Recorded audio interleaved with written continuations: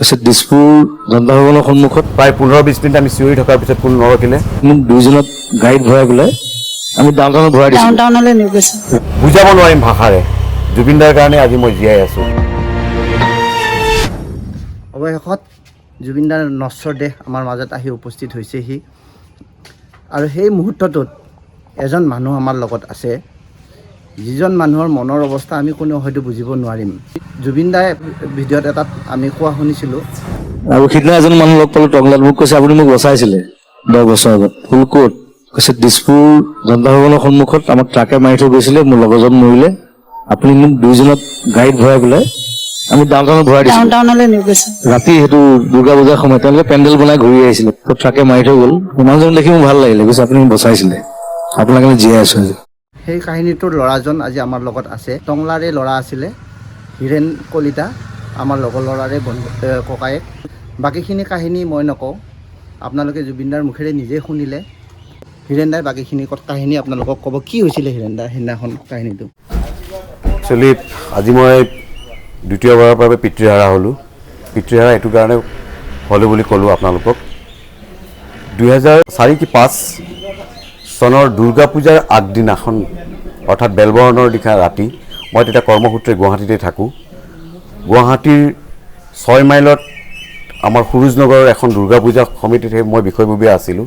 তো বেলবৰণৰ ৰাতি আমি চব প্ৰতিমা আনি আমাৰ মণ্ডপত স্থাপন কৰি আমি নিশা তেতিয়া প্ৰায় 12টা 12:30 হৈছিলে।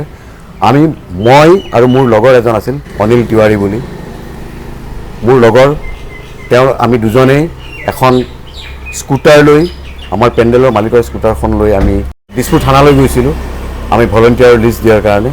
তো দিছপুৰ থানাত আমি নিয়মখিনি কৰি আমি প্ৰায় নিশা 1 মান বজাত আমি দিছপুৰ থানাৰ পৰা আমাৰ পূজা মণ্ডপ অভিমুখে আমি ৰাওনা হৈছিলোঁ।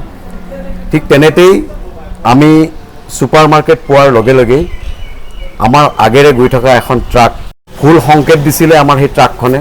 আমি সেই ভুল সংকেতৰ মাজেদি মই পিছত বহি আছিলোঁ, অনিলে গাড়ীখন চলাই আছিলে। সি গৈ গাড়ীখন ক্ৰছ কৰিব যাওঁতে গাড়ীখন ভুল সংকেত দি উল্টাফালে কাটি দিলে। দিয়াৰ লগে লগে আমি দুইটা চকাৰ মাজত সোমাই পৰোঁ। মই বহুত দূৰলৈকে চিটিকি পৰিছিলোঁ আৰু অনিলক প্ৰায় 50 মিটাৰমান চুচৰাই লৈ গৈছিলে সেই ট্ৰাকখনে। এটা সময়ত মই উঠিব চেষ্টা কৰিলোঁ, মোৰ যে ভৰি এখন অক্ষম হৈ আছিলে, মই উঠিব নোৱাৰিলোঁ। হেল্প হেল্প বুলি বহুত চিঞৰিলোঁ। প্ৰায় 15-20 মিনিট আমি চিঞৰি থকাৰ পিছত কোনো নৰখিলে। সেই সময়তে মোৰ ভগৱান হৈ আহিল, মটৰীয়া ছাইডৰ পৰা জুবিন দা আহি আছিলে আৰু জুবিন দাই আমাক দেখা পাই জুবিন দাক হেল্প হেল্প বুলি কোৱাৰ লগে লগে জুবিন দাৰ গাড়ীখনতে আমাৰ দুজনক উঠাই লৈ ওচৰৰে হস্পিটেল ডাউনটাউনত আমাক ভৰ্তি কৰাইছিলে। মই তাৰপিছৰ কথাখিনি গম নাপাওঁ। তাৰপিছত মোৰ ৰাতিপুৱা যেতিয়া মোৰ চেঞ্জ আহিছিলে, তেতিয়া মই হস্পিটেলত গম পালোঁ যে, মই সুধিছিলোঁ হস্পিটেলত যে মোৰ লগৰজন ক'ত।